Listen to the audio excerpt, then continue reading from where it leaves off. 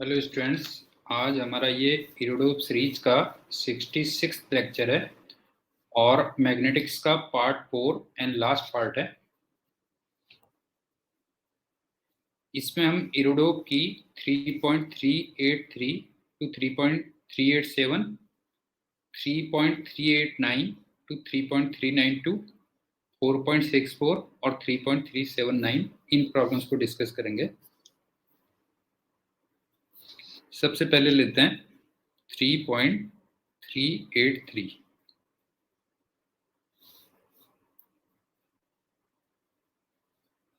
Actual में charge particles हैं और v पोटेंशियल डिफरेंस से एक्सीलरेट करते हो आप। तो तुम सबसे पहले तो जानते हो कि जो स्पीड आती है वो √2qv/m आती है। और ए पॉइंट से, और ये स्लाइटली डाइवर्जेंट है, ध्यान से देखना, अभी बताता हूँ। ए पॉइंट से along the axis of a straight solenoid enter करते हैं और brought into focus at distance l from point A. और दो अलग अलग मैग्नेटिक फील्ड लगाते हो, B1 और B2, तो तुम्हें पार्टिकल्स का Q/m निकालना है। क्वेश्चन सुनो। चार्ज पार्टिकल्स हैं, V पोटेंशियल डिफरेंस से एक्सीलरेट कर रहे हो, इसका मतलब उनकी स्पीड होगी √2qv/m। एक लॉन्ग सोलेनॉइड में ए पॉइंट से स्लाइटली डाइवर्जेंट कंडीशन में एंटर कर रहे हो और दो अलग अलग मैग्नेटिक फील्ड दिए हुए B1 और B2, तो वो L डिस्टेंस पे फोकस होते हैं। तो हमें Q/m निकालना कितना होगा। तो देखो एक्चुअल में है क्या, ये जैसे ना ये सोलेनॉइड है मान लो, और इसकी ये एक्सिस है, ये पॉइंट ए है, और यहां से स्लाइटली डाइवर्जेंट, मतलब ये बी हो गया और ये थीटा है। तो थीटा टेंडिंग टू 0 है, एक तो ये हो गया, लेकिन एग्जैक्ट 0 नहीं है, ध्यान रखना। और तुम जानते हो कि सोलेनॉइड की एक्सिस में मैग्नेटिक फील्ड ये होता है, क्यों? ये बी होता है। तो अब आप ये देखो, angle between B vector and B vector, angle between B vector and B vector, ये ना तो 0 डिग्री है, ना 180 डिग्री है, और ना ही 90 डिग्री है। इसका मतलब पाथ हेलिकल बनेगा ना।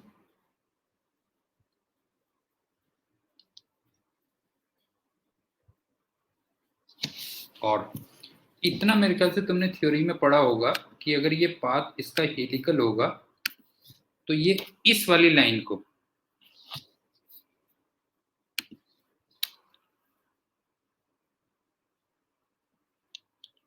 हर पिच के बाद टच करता है,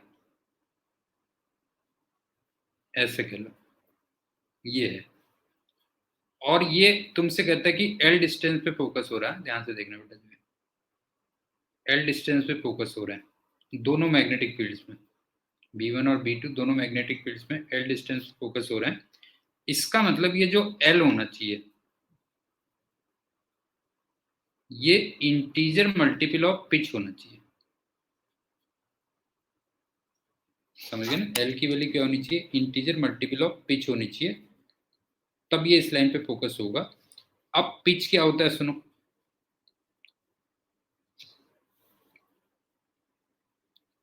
पिच होता है time period into V cos theta. लेकिन थीटा टेंडिंग टू 0 है, इसका मतलब कॉस थीटा वो टेंडिंग टू 1 हो जाएगा, तो पिच हो जाएगा सीधे सीधे T इंटू वी हो जाएगा। और फिर तुम टाइम पीरियड जानते होगे 2πm अपॉन बी क्यू होता है, इंटू वी आ गया, और वी हम ऑलरेडी निकाल ही चुके हैं, ध्यान से देखना बेटा। अब सुनो क्या है। अब तुम्हें B1 और B2 में ये नहीं दिया हुआ कि कौन छोटा है कौन बड़ा है, तो मैं किसी एक को छोटा मान लेता हूं। Let B1 is less than B2। तो इस फॉर्मूले से तुम देखो, इसका मतलब 1 की पिच 2 से ज्यादा होगी,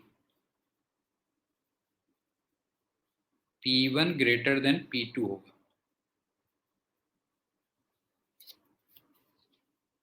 आई थिंक समझ में आ गया होगा कि अगर B1 B2 से छोटा है तो P1 P2 से बड़ा होगा। अब उसके बाद क्या है देखो,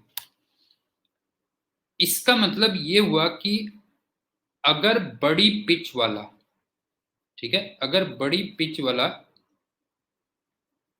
nth इंटीजर मल्टीपल के बाद वहां पे टच हो रहा है, तो इसका मतलब जो छोटी पिच वाला होगा वो फिर n+1 उसके बाद वहां पर टच होगा।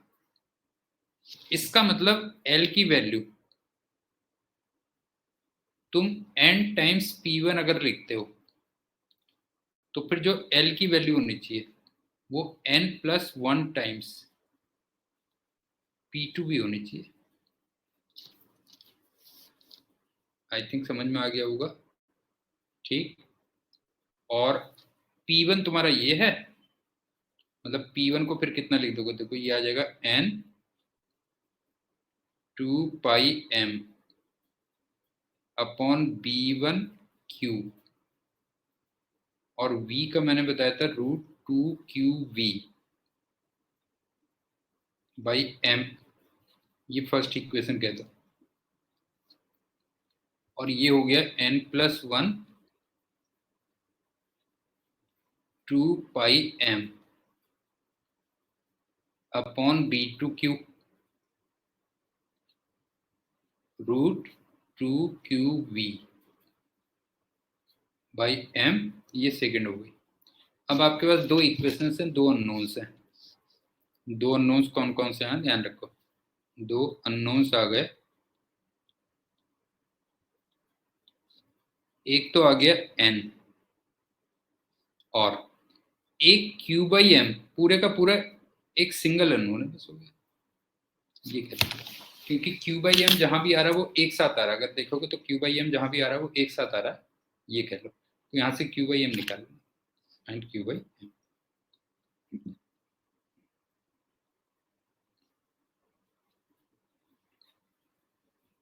क्वेश्चन थोड़ा प्रॉपरली बहुत ज्यादा फ्रेम नहीं किया हुआ है, लेकिन फिर भी एक बार सुन लो।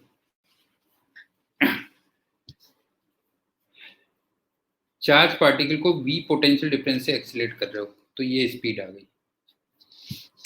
लॉन्ग सोलेनॉइड में A पॉइंट पे एंटर कर रहा है, तो सोलेनॉइड में सबसे पहली बात तो जो मैग्नेटिक फील्ड होगा वो अलोंग द एक्सिस होगा, और वो स्लाइटली डाइवर्जेंट है। इसका मतलब थीटा टेंडिंग टू 0 है, लेकिन 0 डिग्री नहीं है।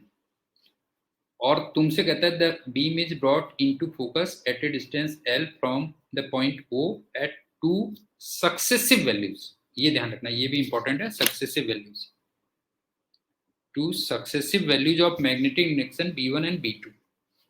तो फाइंड Q/m तुम्हें निकालना था, ठीक।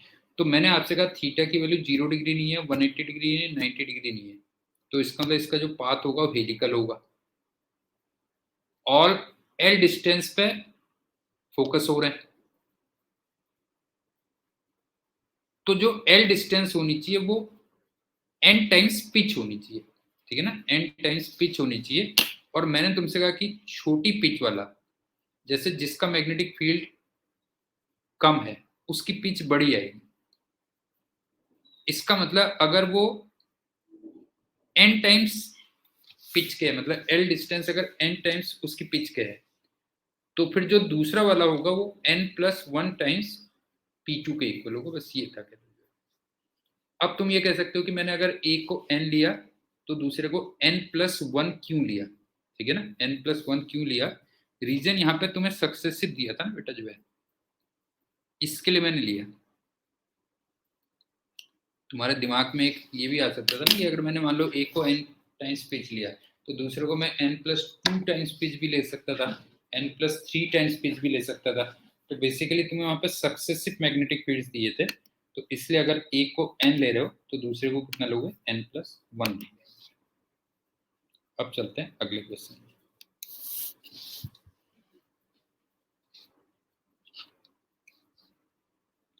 इसमें क्या है ना, यहाँ पे एक स्क्रीन है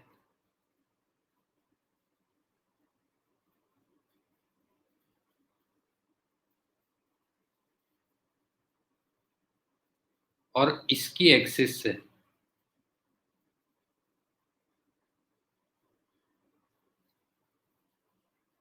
L डिस्टेंस पे।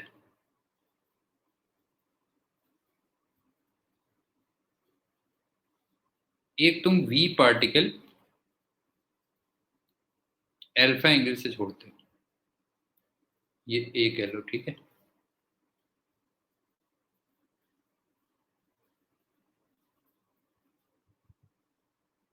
इसको O कह लो,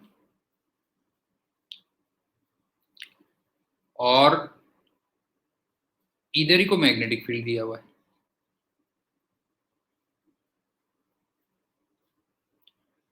तो तुमसे ये कहता है कि स्क्रीन पे और इस पार्टिकल का Q, M दिया हुआ है बेटा,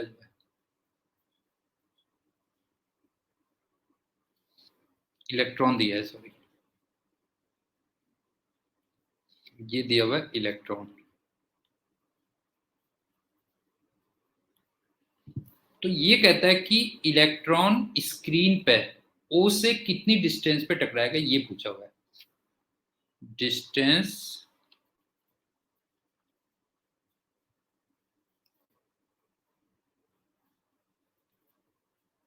ऑफ इलेक्ट्रॉन ऑन स्क्रीन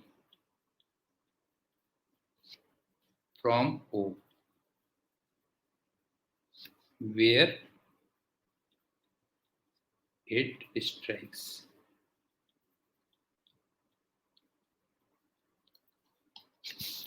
तो सुनो, सबसे पहले मैं V के दो कंपोनेंट कर लेता हूं।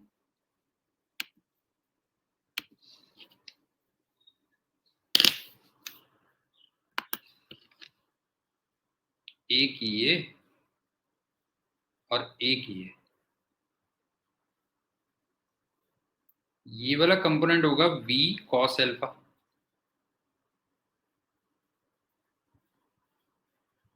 और ये वाला कंपोनेंट होगा V sin अल्फा। अब आप ये देखो कि V cos अल्फा V के पैरेलल है, नहीं मतलब V cos अल्फा V के पैरेलल है, तो इसका मतलब ये वाला कंपोनेंट तो कांस्टेंट रहेगा।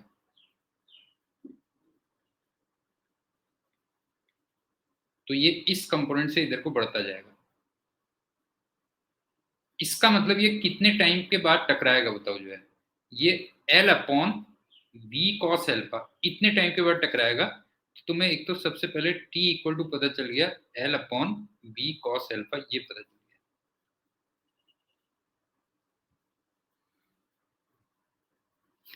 एक तो ये आ गया। अब चलते हैं दूसरी बात। अब आप ये देखो, ये वाला कंपोनेंट और ये वाला कंपोनेंट, ये दोनों 90 डिग्री पे है ना।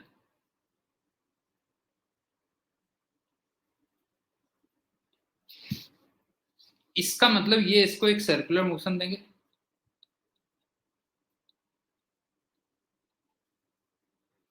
और इस सर्कुलर मोशन का जो प्लेन होगा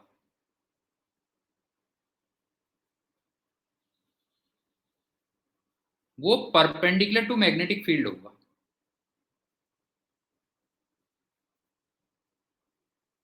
और मैग्नेटिक फील्ड के परपेंडिकुलर तुम्हें दिख रहा होगा, ये स्क्रीन ही तुम्हें दिख रहा होगा, क्यों? इसका मतलब ये स्क्रीन तुम्हें मिलेगा। चलो, ये हो गया। आई थिंक समझ में आ गया होगा कि v cos अल्फा तो कांस्टेंट रहेगा, तो उसको टकराने में जो टाइम लगेगा वो L upon v cos alpha लगेगा। उसके बाद मैंने तुमसे कहा v sin अल्फा और मैग्नेटिक फील्ड आपस में 90 डिग्री पे हैं, तो इसका मतलब इससे सर्कुलर मोशन बनेगा, और वो जो सर्किल बनेगा उसका प्लेन क्या होगा, मैग्नेटिक फील्ड के परपेंडिकुलर। इसका मतलब बेसिकली वो स्क्रीन ही बनेगा। अब स्क्रीन में देखो क्या था, जैसे मान लो ये स्क्रीन था,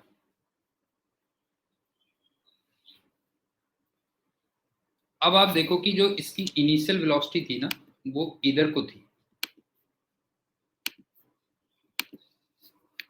इनिशियल वेलोसिटी इधर को थी देखो, और ये v नॉट साइन अल्फा थी। तो ये कुछ ऐसे सर्कुलर मोशन में कहीं घूम जाएगा, ऐसे कह लो। कुछ भी, इसको मैं y ले लेता हूँ, इसको z ले लेता हूँ, मान लो किस टाइप से घूम जाएगा, हो सकता है वो इधर भी घूम जाए, वो मैं फोर्स निकालना पड़ेगा, उससे बहुत ज्यादा मैटर नहीं करेगा। अब आप ये बताओ कि इसका मतलब किसी टाइम t पे मान लो यहां पर पहुंच गया, तो इसका ये वाला जो कंपोनेंट होगा ये तो v नॉट कॉस अल्फा ही रहेगा, क्यों? अब ध्यान से देखना बेटा, ये सर्कुलर मोशन है। अगर मैं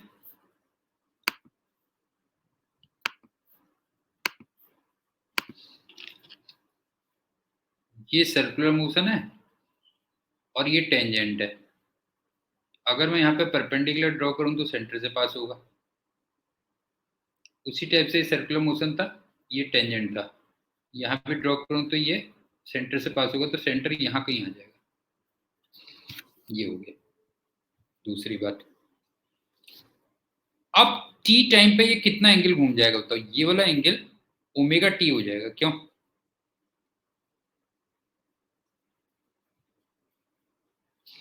टी टाइम पे ओमेगा एंगल घूम जाएगा, ओमेगा टी हो जाएगा। अब आप ये देखो, ये भी रेडियस है, रेडियस ऑफ सर्कुलर पाथ, ये भी रेडियस ऑफ सर्कुलर पाथ है। इसका मतलब अगर मान लो मैं इस पॉइंट के कोऑर्डिनेट y कॉमा जेड करता हूं,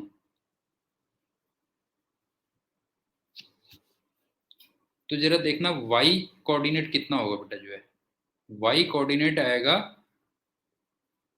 r sine omega T. y coordinate जरा देखना r साइन ओमेगा टी आ जाएगा, और z कोऑर्डिनेट कितना होगा, r minus R cos omega T. T हम निकाल चुके हैं, ध्यान रखना बेटा, जो है ये हो गया। और मुझे यहां से डिस्टेंस निकालनी थी, ओ से निकालनी थी, तो इसका मतलब ओ से डिस्टेंस कितनी हो जाएगी, ओ पी कह लो। ओपी कितना हो जाएगा, under root of Y square plus Z square, ये हो गया। अब इसमें वैल्यूज बता देता हूं, टी की वैल्यू कितनी थी, L upon V not cos alpha, ये हो गई। ओमेगा की वैल्यू तुम जानते होगे बी क्यू बाई एम होती है, और radius of circular path M B not sine alpha upon B Q, ये वैल्यूज पुट करोगे तब तुम्हारा आंसर आएगा। एक बार क्वेश्चन दोबारा से देख लो, यहां से इलेक्ट्रॉन, इलेक्ट्रॉन दिया हुआ ध्यान रखना बेटा, जो है यहां से इलेक्ट्रॉन वी नॉट वेलोसिटी से एंटर कर रहा है, और इस पॉइंट की यहां से जो डिस्टेंस थी वो एल दे रखी थी, और मैग्नेटिक फील्ड इधर को लगा हुआ था। तो मैंने v के दो कंपोनेंट कर दिए, यहाँ पे v नॉट नहीं आएगा, v आएगा, हाँ सर।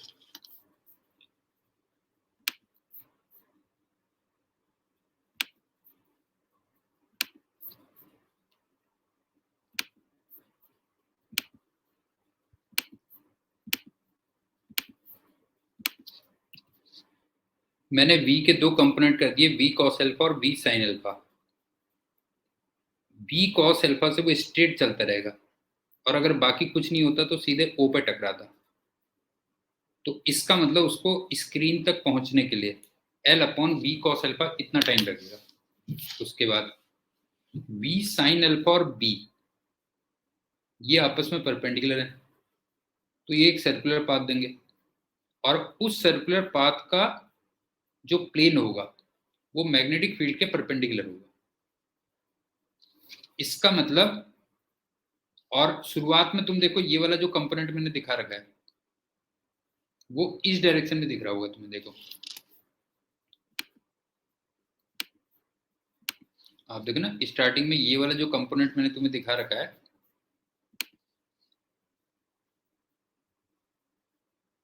वो इस डायरेक्शन में तुम्हें दिख रहा होगा।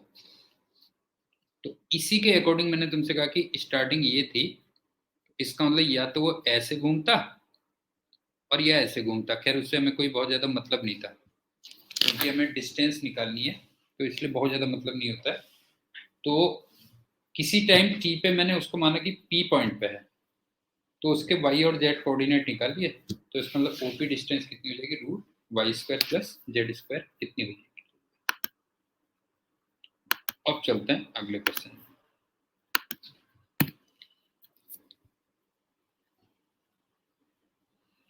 इसमें भी सुनो क्या है। एक्चुअल में ना ये एक इन्फिनिटली लॉन्ग वायर है,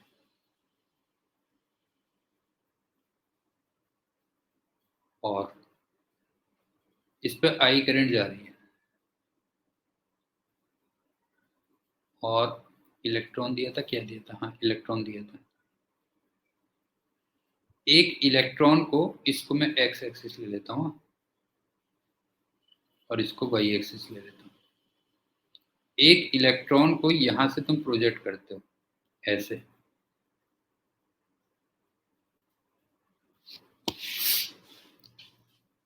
तो तुमसे ये कहता है कि maximum distance of the electron from the axis of wire कितनी होगी। तो सबसे पहले देखो, इस करंट का वायर के राइट हैंड साइड में क्रॉस मैग्नेटिक फील्ड होगा,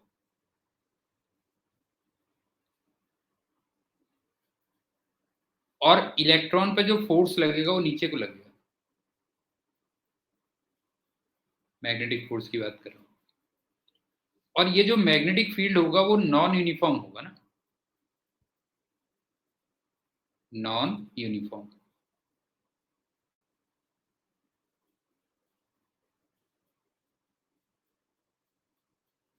क्योंकि वायर से जितना दूर जाओगे, ठीक है ना, वायर से जितना दूर जाओगे उतना मैग्नेटिक फील्ड कम होता जाएगा। तो इसका मतलब एग्जैक्टली सर्कुलर तो नहीं बनेगा, सर्कुलर टाइप का कुछ इस टाइप से बनेगा मोशन, ऐसे। और मान लो किसी टाइम पे ये यहां पर है, अच्छा ये वी नॉट से प्रोजेक्ट किया था, मतलब ध्यान रखना वी नॉट से प्रोजेक्ट किया था, तो इसका मतलब इसकी स्पीड तो अनचेंज ही रहेगी, ये तो वी नॉट ही होगी। और इसके कोऑर्डिनेट मान लो, चलो एक काम करते हैं, इसको माइनस वाई ले लेते हैं और इसको वाई ले लेते हैं, ठीक है। इसके कोऑर्डिनेट मान लो एक्स कॉमा वाई है,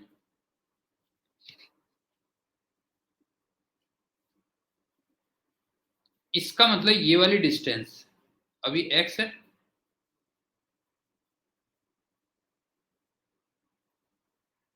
और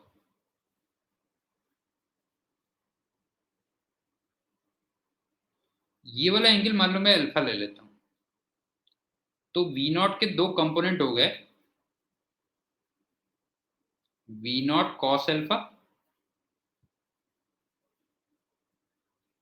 और वी नॉट साइन अल्फा।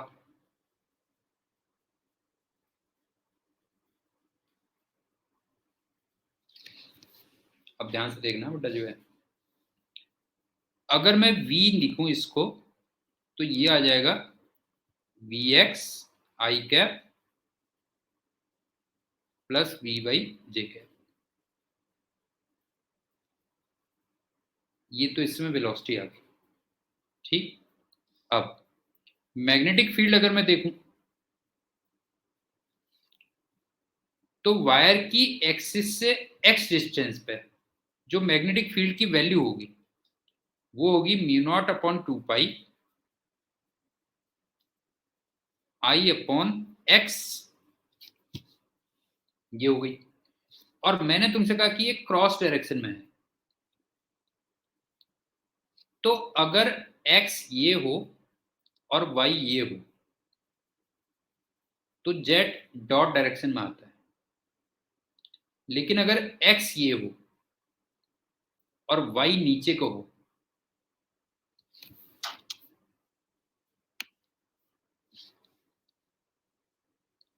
तो तुम्हें समझ में आ रहा होगा कि जो z होगा वो क्रॉस डायरेक्शन में आएगा। क्यों? z क्रॉस डायरेक्शन में आएगा, इसका मतलब मैग्नेटिक फील्ड कितना हो गया होता जो है, मैग्नेटिक फील्ड अगर आप देखोगे तो मैग्नेटिक फील्ड इसको रख दोगे k कैप रख दोगे, बस हो गया, ये हो गया। और अब यहां से जो इस पे फोर्स लगेगा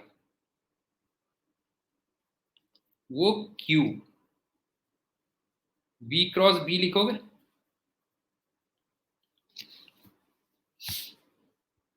नहीं है, यहां से जो तुम फोर्स लिखोगे क्या लिखोगे? Q V cross B। अब Q यहां पे लिखोगे -C और V को तुमने VXI cap plus VY cap लिख लिया, और B को म्यू नॉट अपॉन 2 पाई I/X इंटू K कैप आ गया। आई थिंक समझ में आ गया होगा। अब ध्यान से देखना जो है,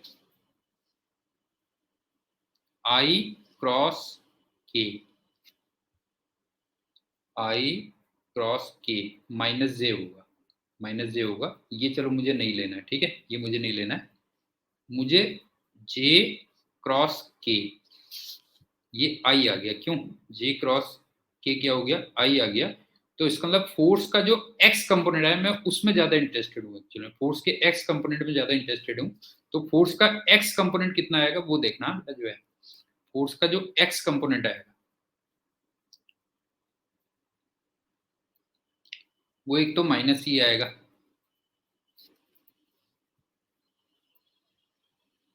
एक आएगा म्यू नॉट अपॉन 2 पाई I/X, म्यू नॉट अपॉन 2 पाई I/X, और एक Vy तुम्हें दिख रहा होगा, नहीं है, एक तुम्हें Vy दिख रहा होगा, तो Vy को मैं ऐसे लिख सकता हूं ना, under root of V not का स्क्वायर माइनस Vx का स्क्वायर। आई थिंक समझ में आ रहा होगा। Vy को मैं इस टाइप से लिख सकता हूँ, ये Fx हो गया। अब Fx को मैं देखो क्या लिख सकता हूँ, बस ये देख लो, m इंटू AX, और AX को क्या लिख सकता हूँ देखो, m into VX into dVx upon dx। आई थिंक समझ में आ गया होगा, मैंने सिर्फ x कंपोनेंट ऑफ फोर्स को देखा है, ये आ गया। अब सिंपल है, देखो क्या है, ये था, ये मेरी x एक्सिस थी, ये ओरिजिन था, ये x एक्सिस थी। तो यहां से पार्टिकल V नॉट से चला था और ये ऐसे घूम के कहीं यहां आ जाएगा, तो इसका मतलब यहाँ पे V नॉट इधर को आ जाएगा, और ये तुम्हारा x मैक्स हो गया।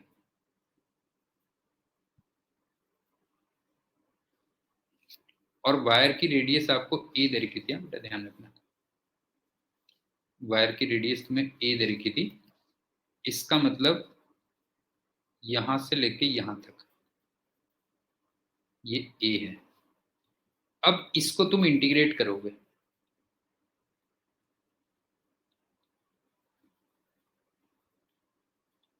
और लिमिट्स क्या लिखोगे ना, ध्यान से देखना, x की वैल्यू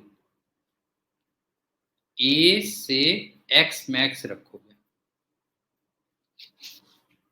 ये हो गया। अब आ जाओ वी एक्स की वैल्यू कितनी लिखोगे? वी एक्स की वैल्यू यहां पे पूरी की पूरी वी नॉट है, वी नॉट। और यहां पे देखो वी एक्स की वैल्यू 0 आ गई है, 2 0, ये पुट कर दोगे तो यहां से तुम्हारा एक्स मैक्स आ गया।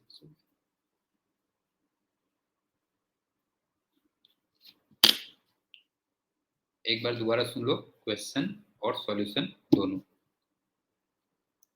एक infinitely long current carrying wire है, करंट उसमें आई है और रेडियस उसकी स्मॉल ए है।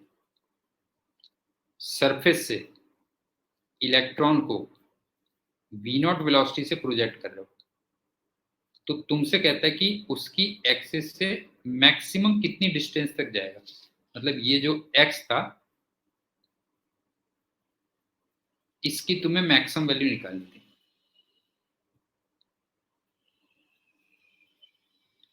अब इसमें मैंने क्या क्या चीजें ध्यान रखी, एक्स मैंने राइट साइड में लिया, वाई मैंने नीचे को लिया, तो फिर जो जेड बनेगा वो क्रॉस डायरेक्शन में बनेगा, पहली बात। करंट का राइट हैंड साइड में जो मैग्नेटिक फील्ड आएगा वो क्रॉस डायरेक्शन में आएगा, इसका मतलब जेड डायरेक्शन में आएगा। तीसरी बात, मैग्नेटिक फील्ड यूनिफॉर्म नहीं होगा, बिकॉज वायर से जितना दूर जाओगे तो मैग्नेटिक फील्ड कम होता जाएगा। इसका मतलब एक तरीके से सर्कुलर टाइप का बनेगा, लेकिन एग्जैक्ट सर्किल नहीं बनेगा। और मैंने आपसे कहा कि किसी टाइम पे मान लो यहां पे पहुंच चुका है तो स्पीड तो अनचेंज रहती, वी नॉट होगी। अब मैंने वेलोसिटी के दो कंपोनेंट कर लिए यहाँ पे, V X I cap plus V Y J cap. और एक्सिस से जब वो एक्स डिस्टेंस पे है तो मैग्नेटिक फील्ड इतना होगा, और फोर्स तुम जानते हो क्यू वी क्रॉस बी होता है। क्यों क्यू वी क्रॉस बी होता है? और मैं फोर्स के केवल एक्स कंपोनेंट पे फोकस कर रहा हूं, बस हो गया। और एक्स कंपोनेंट पे कहां से आएगा बताओ? जब जे क्रॉस के करोगे तब एक्स कंपोनेंट है।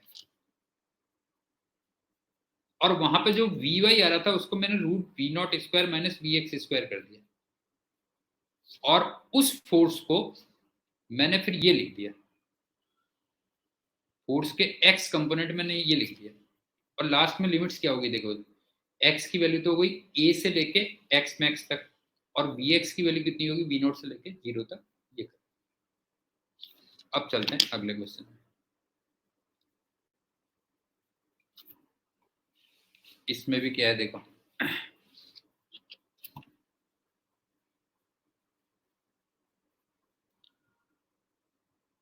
क्यू वाई एम तो निकालना ही है तुम्हें, वेलोसिटी निकालनी है और क्यू वाई एम निकालना है, ठीक है।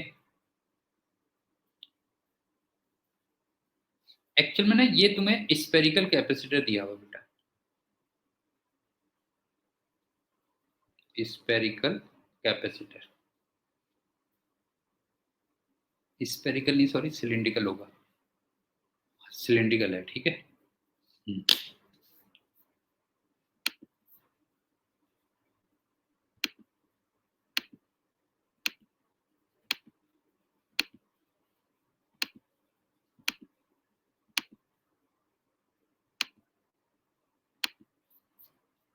ध्यान से देखना, ये सिलिंड्रिकल कैपेसिटर है।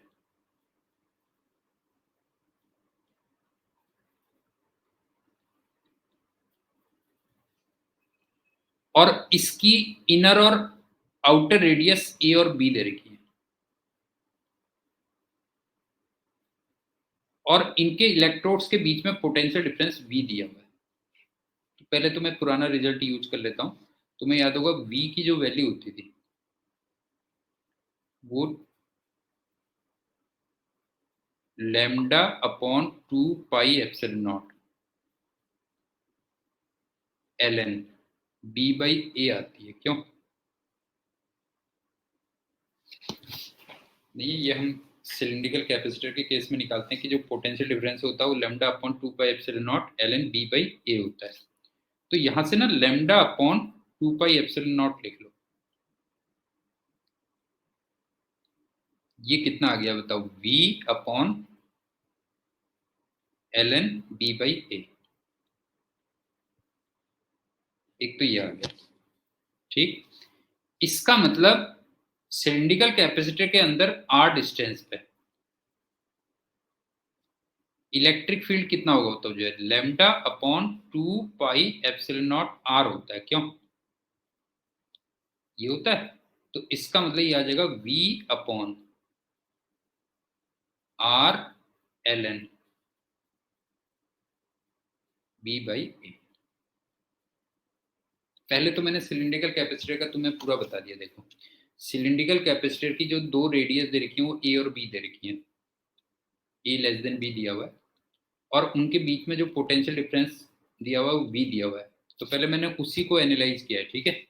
v की वैल्यू ये होती है, ये हम कई बार निकालते हैं। तो यहां से हमने lambda upon 2 pi epsilon not निकाला।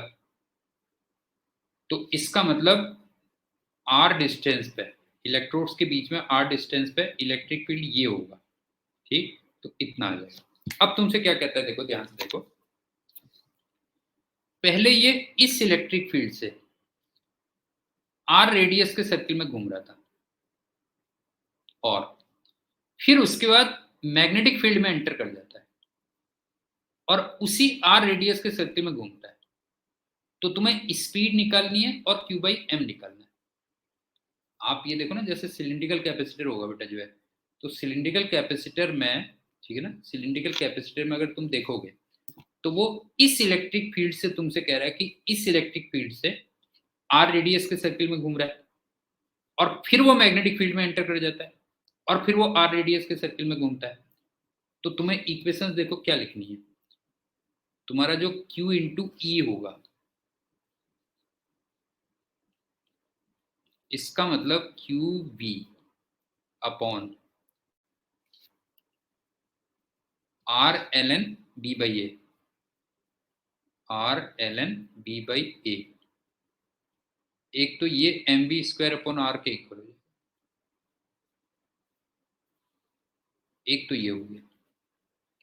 और दूसरा तुम जानते हो आर इक्वल टू क्या होता है, बताओ, M B upon B Q होता है, क्यों M B upon B Q, ये दूसरी इक्वेशन होगी, बस हो गया। और दो अननोन्स हैं, नहीं है, दो अननोन्स कौन कौन से हैं, दो अननोन्स हैं, एक तो v है और एक q बाई एम, पूरे का पूरा ही अननोन है, ध्यान रखना बेटा। एक v और एक q बाई एम पूरे का पूरा अननोन है, इनको सॉल्व करके निकाल लो। अच्छा सिलिंड्रिकल कैपेसिटर में बता देता हूँ कैसे हो रहा होगा ना, जैसे ये देखो बेटा, ये है,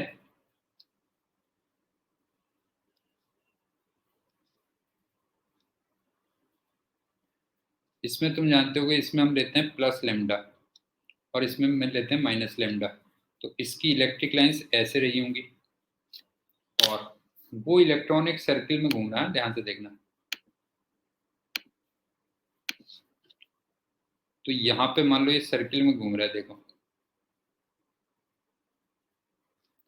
तो इसको अंदर को फोर्स चाहिए ना बेटा, जो है ये अंदर को फोर्स चाहिए, क्यों सेंट्रीपिटल फोर्स चाहिए ना, ये हो गया। और इलेक्ट्रिक फील्ड तुम जानती हो, इलेक्ट्रिक फील्ड बाहर को होता है, क्यों, तो सही होगी ना बात, इलेक्ट्रिक फील्ड बाहर को हो गया और फोर्स उस पर अंदर को हो गया, बिकॉज नेगेटिव चार्ज है। और यही इलेक्ट्रिक फील्ड Q इंटू ई को मैंने क्या कर दिया बताओ, जो है Q इंटू ई को मैंने रख दिया M V square upon R, ये कह, अच्छा इलेक्ट्रॉन नहीं है, सॉरी चार्ज पार्टिकल है, इलेक्ट्रॉन नहीं है चार्ज पार्टिकल, तभी क्यू बाई एम निकालना है, ये कह। तो आई थिंक समझ में आ गया होगा, दो तीन कंसेप्ट एक साथ मिक्स हैं। पहले तो स्पेरिकल सॉरी सिलिंड्रिकल कैपेसिटर के कुछ कंसेप्ट्स हैं, ये हो गया। दूसरा मैंने आपसे कहा कि पहले वो क्या कर रहा है, जो है पहले वो सिलिंड्रिकल कैपेसिटर के अंदर आर रेडियस के सर्किल में घूम रहा है। दूसरा, उसके बाद वो मैग्नेटिक फील्ड में चला जाता है, फिर ठीक है ना, मैग्नेटिक फील्ड में जाता है और उसी रेडियस के सर्किल को कंटिन्यू करता है। तो हमें v और q बाई एम निकालना था, दो अलग अलग चीजें। सिलिंड्रिकल कैपेसिटर के अंदर q इंटू ई उसको M B square upon R देगा, और e मैंने बता दिया था कैसे निकालोगे। और मैग्नेटिक फील्ड के अंदर तुम जानते ही हो कि मैग्नेटिक फील्ड के अंदर R इक्वल टू क्या होता है, mb/bq, वो हम जानते ही हैं, तो उसको अप्लाई करें। अब चलते हैं अगले क्वेश्चन में।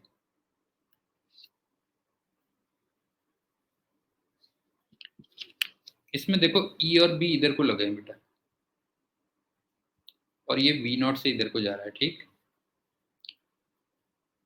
तो तुमसे कहता है कि y coordinate when it crosses the y axis for nth time, ये कह रहा है। अब क्या है देखो, ये और ये 90 डिग्री पे है, इसका मतलब एक सर्किल फॉर्म करेंगे, नहीं है, ये एक सर्किल फॉर्म करेंगे, और इस सर्किल का जो प्लेन होगा वो परपेंडिकुलर टू मैग्नेटिक फील्ड होगा, और परपेंडिकुलर टू मैग्नेटिक फील्ड तुम्हें लग रहा होगा एक्स जेड बनेगा, क्यों? तो ये ऐसे कहीं घूमेगा, इस टाइप से घूमेगा, और ये जो इलेक्ट्रिक फील्ड है ये इसको इस डायरेक्शन में एक एक्सेलरेशन देगा ए वाई, और वो ए वाई कितना होगा, ए वाई होगा क्यू ई बाई एम के इक्वल। आई थिंक फिगर समझ में आ रही होगी कि बी और वी वेक्टर 90 डिग्री पे है, तो वो इसको सर्किल में घुमाएंगे, और उस सर्किल का जो प्लेन बनेगा वो मैग्नेटिक फील्ड के परपेंडिकुलर बनेगा, इसका मतलब एक्स जेड बनेगा।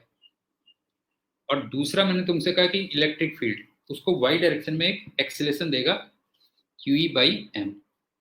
अब आप ये बताओ कि ये वाई एक्सिस को nth बार किस टाइम पे टकराएगा, टी कितना होगा, तो टी होगा n टाइम्स कैपिटल टी होगा, जो सर्किल पाथ में घूम रहा है ये होगा, तो ये आ गया n टाइम्स टी का मतलब क्या हो गया 2πm/bq, क्यों?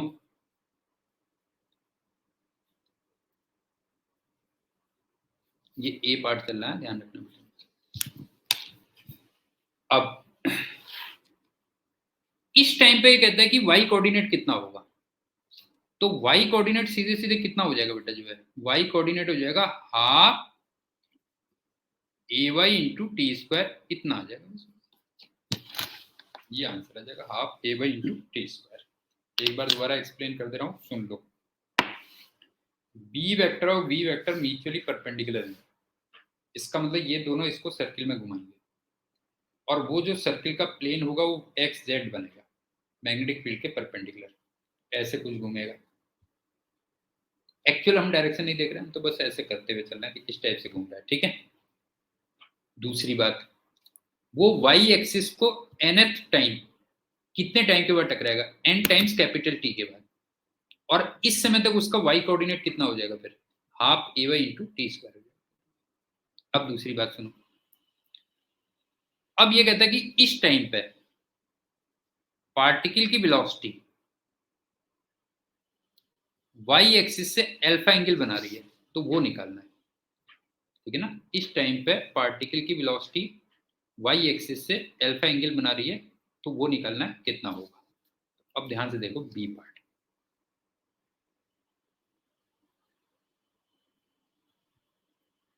ये वाई एक्सिस है, और ये सीधे सीधे मैं एग्जैक्ट प्लेन कह देता हूँ बेटा,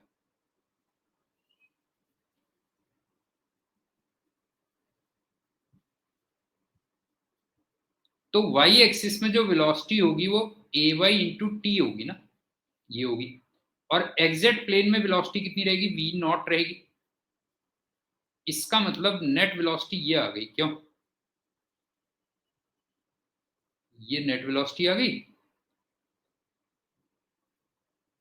और तुमसे ये वाला एंगल पूछा था, बस हो गया, नहीं है, तुमसे ये वाला एंगल पूछा था, तो इसका मतलब टेन ऑफ एल्फा कितना हो जाएगा, टेन ऑफ एल्फा हो जाएगा V not upon A Y into T कर देना, बस ये आ गया होगा, देखो टेन अल्फा देखो,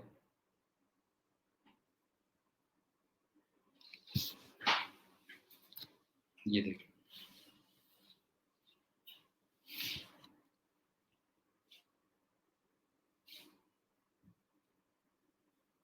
ठीक है, जब पूरी वैल्यू पुट करोगे तो ये आ जाएगा।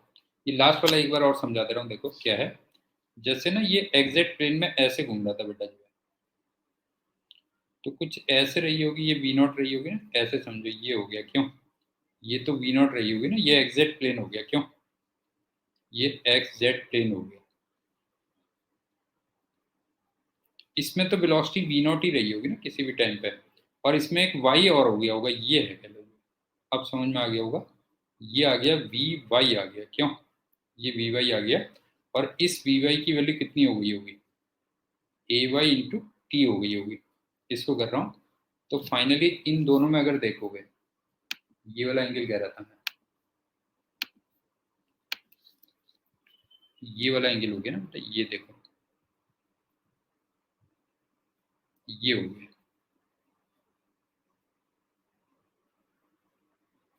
ये तो आई थिंक समझ में आ गया होगा कि एग्जैक्ट प्लेन में तो वेलोसिटी वी नॉट ही रहेगी सब मिला मिलू के, और इसमें वाई कंपोनेंट और आ गया, बस हो गया, ये क्या।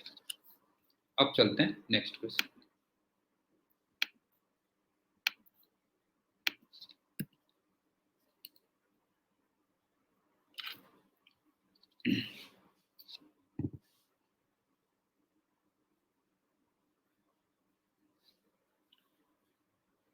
एक ना ट्रांसवर्स म्यूचुअली परपेंडिकुलर इलेक्ट्रिक और मैग्नेटिक फील्ड्स हैं, और ये अनडेविएटेड निकल जाता है, विदाउट डेविएशन निकल जाता है। उसके बाद कहता है then the beam strikes a grounded target, find the force with which beam acts on the target if beam current is equal to इतना। अब देखो, जब इलेक्ट्रिक फील्ड और मैग्नेटिक फील्ड में पार्टिकल अनडेविएटेड निकल जाए, तो इसका मतलब उस पर जो नेट फोर्स करोगे वो जीरो करोगे, तो मैग्नीट्यूड वाइज इलेक्ट्रोस्टैटिक फोर्स और मैग्नेटिक फोर्स इक्वल करोगे, इलेक्ट्रोस्टैटिक फोर्स हो जाएगा क्यूई, और वो हो जाएगा B Q V sine theta, Q से तो क्यू कैंसिल हो गया। अब सब तुम्हें म्यूचुअली परपेंडिकुलर दे रखा है, तो थीटा को 90 रख लो बेटा। तो यहां से तुम्हें v पता चल जाता है एक्चुअल में ना, किस वेलोसिटी से पार्टिकल चल रहे हैं, e बाई बी ये आ गया।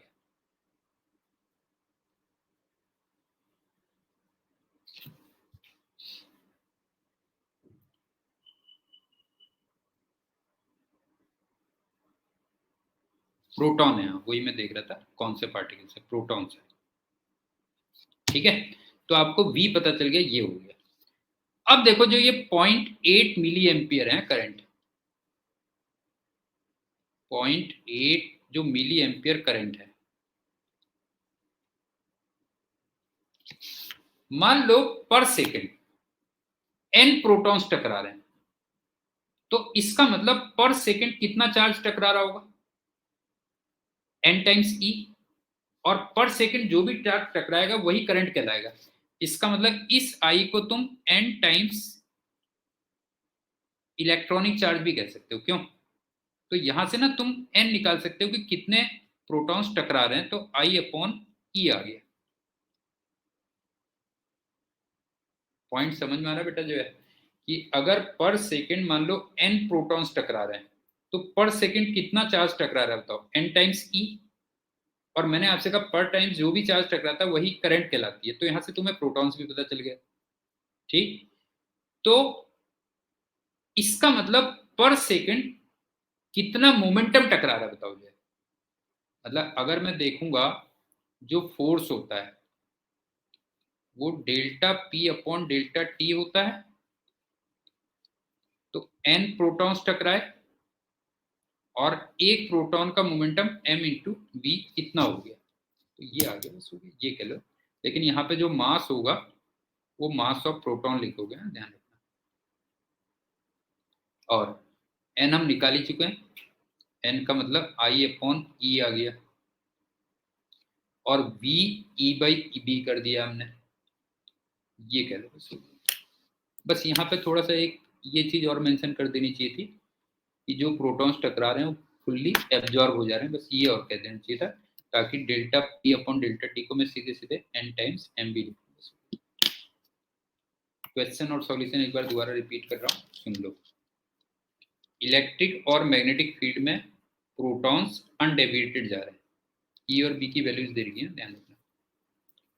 तो इसका मतलब इलेक्ट्रोस्टैटिक फोर्स और मैग्नेटिक फोर्स इक्वल है, तो QE equal to BQV sine theta होना चाहिए। लेकिन मैंने तुमसे कहा सब ट्रांसफर्स म्यूचुअली परपेंडिकुलर है, तो थीटा को 90 रख लो, तो यहाँ से V पता चल गया। उसके बाद तुम्हें करंट दे रही थी, तो अगर पर सेकंड मान लो n प्रोटॉन्स टकरा रहे हैं, तो इसका मतलब पर सेकंड कितने चार्ज टकरा रहा है, n टाइम्स E, और पर सेकंड जो भी चार्ज टकरा रहा होगा उसको हम करंट कहेंगे। तो वहां से नंबर ऑफ प्रोटॉन्स निकल गए तुम्हारे कि कितने टकरा रहे हैं। और उसके बाद हम जानते हैं F equal to delta P/Δt होता है, तो एक सेकंड में n प्रोटॉन्स टकरा रहे हैं, और एक प्रोटॉन के पास mv का मोमेंटम है, ये m इंटू वी का मोमेंटम है, तो इसका अंदर डेल्टा P/Δt कितना हो गया, n टाइम्स mv हो गया। अब चलते हैं अगले क्वेश्चन।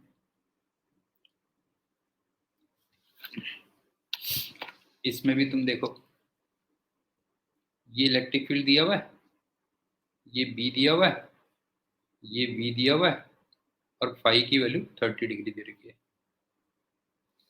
तुम्हें E दे रखा है, B दे रखा है, प्रोटॉन्स भी दे रखे हैं।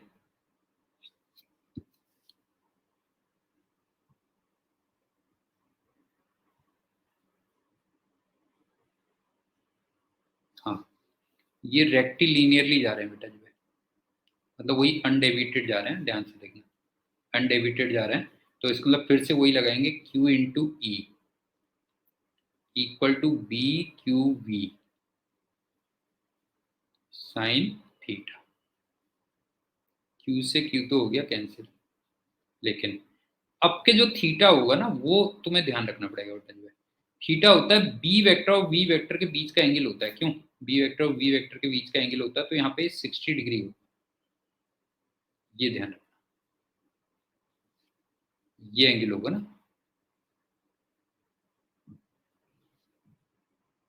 तो यहां से तुम V निकाल लोगे एक्चुअल में, फाइंड V।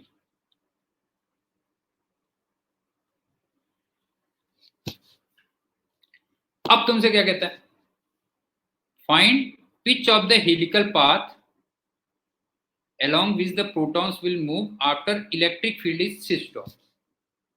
तो ऑब्वियस सी बात है, जब इलेक्ट्रिक फील्ड स्विच ऑफ कर दोगे तो उसका हेलिकल पाथ होगा, और पिच का फॉर्मूला क्या होता है, पिच का फॉर्मूला होता है V cos theta into time period, और यहां पे थीटा जो लिखते हैं वो between B vector and B vector लिखते हैं। क्यों? और ये 60 डिग्री लिखोगे, 30 नहीं लिखोगे, ध्यान रखना बेटा। जो है ये हो गया, और टाइम पीरियड का तुम जानते हो कि 2πm/BQ, वो रख देना। यहाँ से पिच आ गया। आई थिंक पॉइंट क्लियर हो गया होगा। पहले इस फिगर में वो रेक्टिलिनियरली मूव कर रहा था, इसका मतलब अनडेविएटेड निकल रहा था, तो हमने फिर से वही किया, QE equal to BQV sine theta, theta को लेकिन 60 डिग्री रखा, तो यहां से हमने V निकाला, सबसे पहले V निकाला। उसके बाद आपसे कहता है कि अब इलेक्ट्रिक फील्ड को स्विच ऑफ कर देते हो, तो V और B के बीच में 60 डिग्री का एंगल है, इसका मतलब हेलिकल पाथ बनेगा, तो उस हेलिकल पाथ की तुम्हें पिच पूछी हुई है, तो पिच का हमने फॉर्मूला लगा दिया सीधे, V cos theta into time period. अब चलते हैं अगले क्वेश्चन।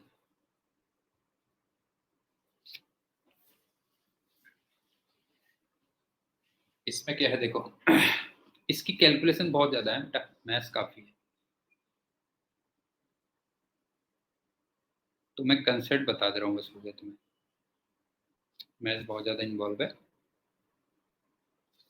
सबसे पहले विदाउट डेविएशन निकलते हैं, ये देखो ध्यान से देखो, विदाउट डेविएशन निकल रहा है, और वही mutually perpendicular electric and magnetic fields E and B, ये सब दे रखा है। तो अभी हम निकाल ही चुके हैं कि जब म्यूचुअली परपेंडिकुलर हो तो v की जो वैल्यू होती है वो e बाई बी हम ऑलरेडी निकाल चुके हैं।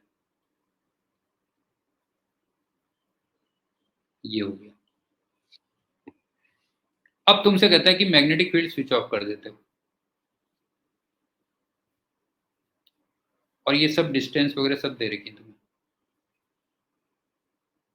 तो ये तुम्हें डेल्टा एक्स निकालना कितना होगा, यहां से एंटर करा था। आई थिंक समझ में आ गया होगा। पहले म्यूचुअली परपेंडिकुलर, ठीक है, इसके बीच में इलेक्ट्रिक फील्ड रहा होगा बेटा, ध्यान रखना, ये इसके बीच में कुछ इलेक्ट्रिक फील्ड रहा होगा, ये कह लो। तो पहले मैंने आपसे कहा कि सब म्यूचुअली परपेंडिकुलर थे और वो अनडेविएटेड जा रहा था, तो हम अभी निकाल चुके हैं कि अगर ऐसी कंडीशन में v इक्वल टू क्या होता है, e बाई बी होता है, ठीक। उसके बाद मैग्नेटिक फील्ड को आप स्विच ऑफ कर देते हो, तो फिर वो डेल्टा एक्स में फाइंड करना था कितना होगा। अब इसमें देखो क्या है, जैसे ना यहां से स्टार्ट हुआ, तो तुम जानते होगे इसका ना पैराबोलिक पाथ बनता है बेटा, नहीं है, ये पैराबोलिक बनता है, और इसके बाद ये फिर सीधे निकल जाएगा यहाँ, और मुझे ये डेल्टा एक्स निकालना था।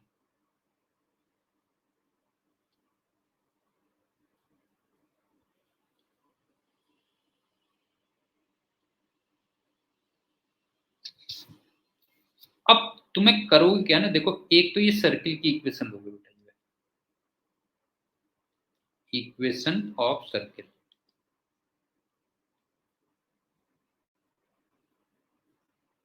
और एक तुम ये इक्वेशन ऑफ पैराबोला निकालोगे, equation of parabola,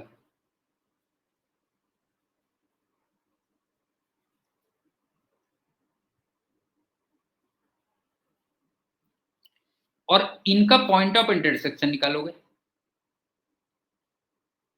P find करोगे, ठीक है ना। एक इक्वेशन ऑफ पैराबोला करोगे, एक इक्वेशन ऑफ सर्किल लोगे, और ये पॉइंट ऑफ इंटरसेक्शन निकालोगे। और कुछ भी, चलो इसको मैं ओरिजिन यहां मान ले रहा हूं, ठीक है, ओरिजिन ये,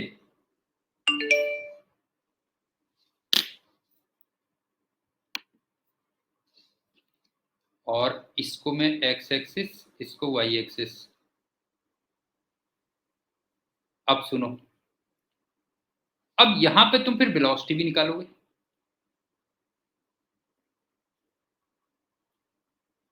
और इस वेलोसिटी में दो कंपोनेंट होंगे, ये आएगा वी एक्स और ये आएगा V Y. I think clear होगा, वी एक्स और वी वाई आएगा, ठीक। अब इसमें से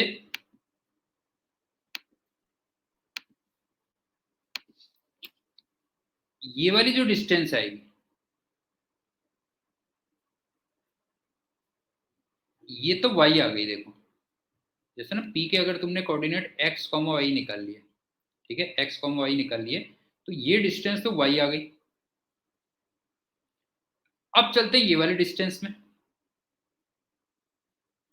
तो देखो इस डिस्टेंस को चलो मैं y डैश कह दे रहा हूं बेटा, जो है y डैश कह दे रहा हूं, इसका मतलब y डैश अपॉन ये वाली डिस्टेंस, और ये डिस्टेंस बाय द वे कितनी होती है, देखो b प्लस ए माइनस एक्स होती है, b प्लस ए माइनस एक्स, ये एक्चुअल में ये वाला एंगल बनता टेन थीटा, और ये टेन थीटा तुम देखते तो V Y upon V X भी होता, क्यों V Y upon V X भी होता, तो यहां से तुम वाई डैश और फाइंड कर लोगे, फाइंड वाई डैश, और लास्ट में जो हमसे डेल्टा एक्स पूछा हुआ था, ठीक है, डेल्टा एक्स जो तुमसे पूछा हुआ था, वो y प्लस वाई डैश वो आंसर आ जाएगा। कैलकुलेशन बहुत ध्यान इसकी बेटा, y प्लस वाई डैश ये आंसर आ जाएगा।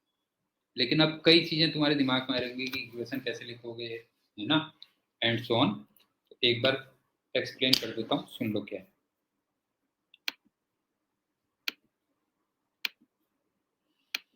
सबसे पहले मैंने तुमसे बताया कि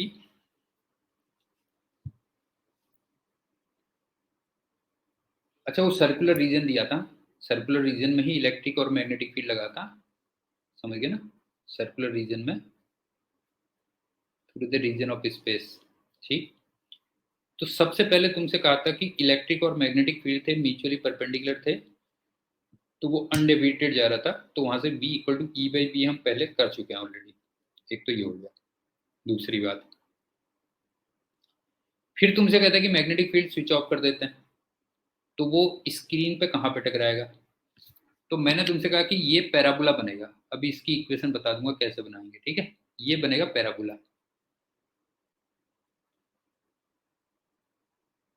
तो इस पैराबोला और सर्किल, इन दोनों की इक्वेशन का पॉइंट ऑफ इंटरसेक्शन निकाल लेना, और वो मान लो एक्स और वाई हो गया, और वहां पे फिर वेलोसिटी की डायरेक्शन भी निकाल लेना। अब तो ये सीधे इसी डायरेक्शन में जाएगा। और मैंने तुम्हें बताया कि ये वाली क्वांटिटी वाई है, और वाई डैश अपॉन ये वाली क्वांटिटी जो a plus B minus X के इक्वल है, वो एक्चुअल में टेन थीटा है, और वो V Y upon V X भी है, तो वहां से वाई डैश भी निकाल लेना। क्यों, वहां से वाई डैश भी निकाल लेना, और लास्ट में जो डेल्टा एक्स होगा वाई प्लस वाई डैश होगा, ये कह लो। अब चलते हैं इक्वेशन क्या होगी, हाँ ध्यान से देखना बेटा, मेन तो इक्वेशन है ना। देखो जो x की वैल्यू होगी वो तो सीधे सीधे v इंटू टी हो जाएगी। आई थिंक समझ में आ रहा होगा ना, x कोऑर्डिनेट इसका, ये मैंने ओरिजिन माना था। क्यों, तो इधर कोई v से जा रहा था, क्यों, इधर कोई v से जा रहा था, तो इसका मतलब x तो हो जाएगा सीधे सीधे v इंटू टी। अब चलते हैं y कोऑर्डिनेट। y कोऑर्डिनेट कितना हो जाएगा, half A Y into T square हो जाएगा। क्यों, A Y into T square हो जाएगा, और ए वाई कितना होगा, half Q E by M, ये वाई आ गया बेटा जो है, और टी यहां से निकाल लो ना, टी यहां से क्या आ गया, एक्स अपॉन वी, इसका स्क्वायर हो गया, तो ये पैराबोला बन गया। बस तुम्हें देख ही रहा होगा, ये पैराबोला बन गया, ये इक्वेशन ऑफ पैराबोला होगा।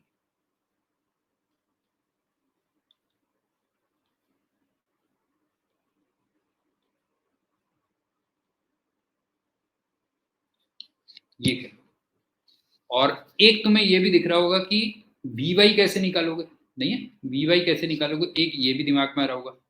तो वी वाई की जो वैल्यू आएगी वो ए वाई इंटू टी कर देना, मतलब इलेक्ट्रिक फील्ड की वजह से, ये कह लो। अब चलते हैं नेक्स्ट क्वेश्चन।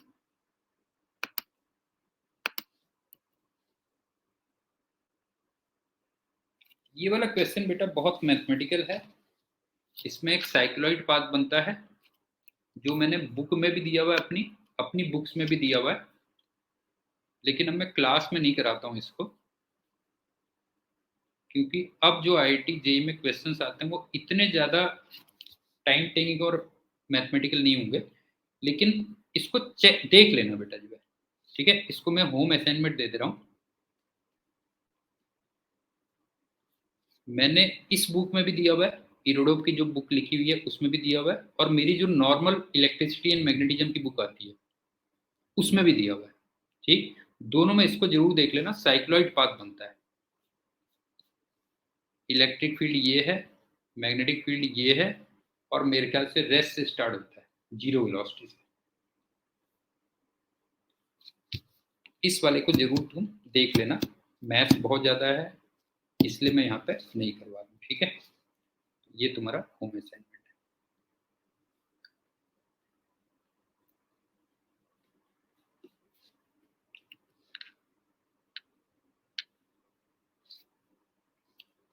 ये मैग्नेटिक निडल के ऑसिलेशंस पे बेस्ड है बेटा, मैग्नेटिक निडल के ऑसिलेशंस पे बेस्ड है। आपसे कहता है on changing the magnetic induction oscillation period decreases 5 times. How much and in what way was the magnetic induction changed? तो मेरे ख्याल से तुम इसमें जानते होगे ना, जो टॉर्क होता है वो माइनस एम बी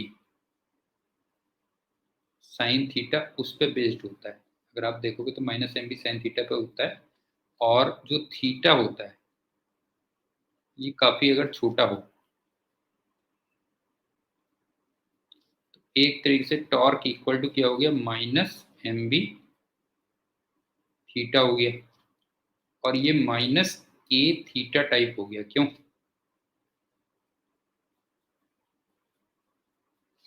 इसका मतलब SHM बनेगा, तो उसका जो टाइम पीरियड होता है वो 2 पाई रूट आई बाई के आता है ना, नहीं आई बाई के आता है, लेकिन यहाँ पे के की वैल्यू m इंटू बी होगी, ये m इंटू बी होगी। तो मेन मेरा पर्पज ये है कि t प्रोपोर्शनल टू 1/√b आता है, ये कह रहा हूं मैं, ये है, समझ गए ना। मेन हमारा ऑब्जेक्टिव ये है कि t प्रोपोर्शनल टू 1/√b, ये है।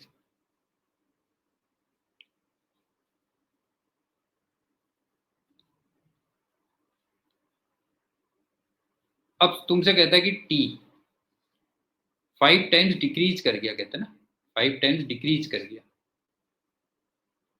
5 टाइम्स डिक्रीज कर गया। इसका मतलब जो मैग्नेटिक फील्ड रहा होगा वो 25 टाइम्स इंक्रीज कर गया, इस पे बेस्ड है। तो मेरे ख्याल से मैग्नेटिक नीडल के मैग्नेटिक फील्ड में जो ऑसिलेशंस होते हैं उस पे बेस्ड क्वेश्चन है।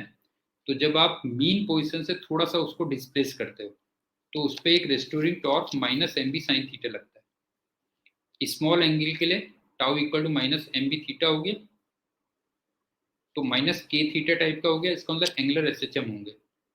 तो मैग्नेटिक नीडल के जो ऑसिलेशंस होंगे उसका जो टाइम पीरियड होगा वो 2 pi root I upon M B होता है, या टी प्रोपोर्शनल टू 1/√b होता है, कह लो। ठीक, अब अगर टाइम पीरियड 5 टाइम्स डिक्रीज कर गया है तो इसका मतलब मैग्नेटिक फील्ड 25 टाइम्स क्या हो गया होगा, इंक्रीज कर गया। अब चलते हैं मैग्नेटिक्स का लास्ट क्वेश्चन।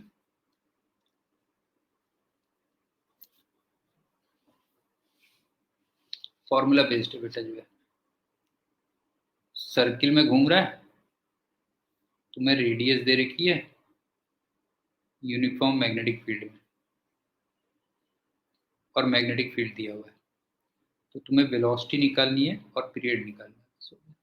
तो रेडियस तुम जानते हो M B upon B Q होता है, क्यों? तो यहां से v निकाल लेना,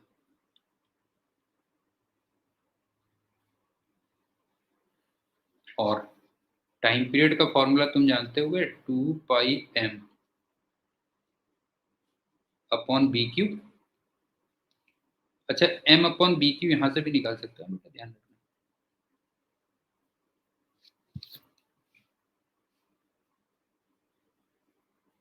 अच्छा, प्रोटॉन दे ही रखा है, सॉरी, प्रोटॉन दे रखा है, ठीक है। तो यहाँ से तुम टाइम पीरियड निकालो, प्रोटॉन दिया हुआ है तो उसका m और q तुम्हें मालूम होता है। तो ये हमारा मैग्नेटिक्स हुआ कंप्लीट। बाकी हम नेक्स्ट वीडियो में इलेक्ट्रोमैग्नेटिक इंडक्शन वो स्टार्ट करेंगे। So till then, thank you and good.